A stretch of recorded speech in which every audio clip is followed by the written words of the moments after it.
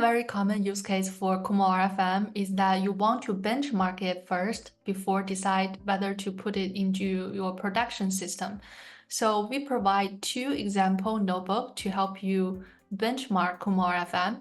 So you can first go to the notebook session and then scroll down. You'll find there's a Rel-Bench evaluation and the single table classification.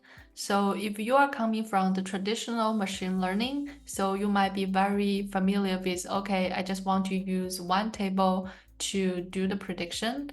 In this case, you can click the single table classification, so you can get how to use KumoRFM for benchmarking. So let's click that, and then this is the notebook. So this is KumoRFM on single tabular data. So here we are using the breast cancer dataset. First, I already installed Kumo AI. And then next, let's import KumoRFM.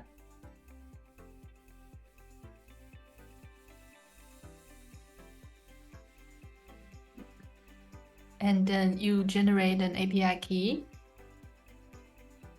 And it's good to get started.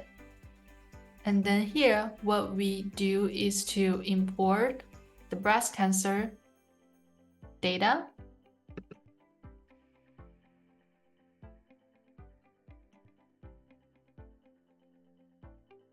And what we do here is to create a single table by concatenating the train and test together.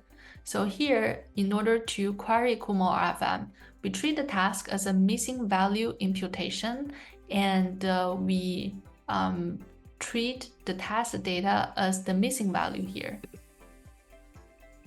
So here, the target is missing value, and then what KumoRFM do is to do the missing value imputation on the target. Let's initiate the graph and the model. And then take a look at the tape graph metadata. And then we can very easily to do the query and get the result. And the last step is to get the model performance. That's pretty much it. You can see benchmarking with KumoRFM is super easy, and you can use this notebook as an example to benchmark KumoRFM on your own data.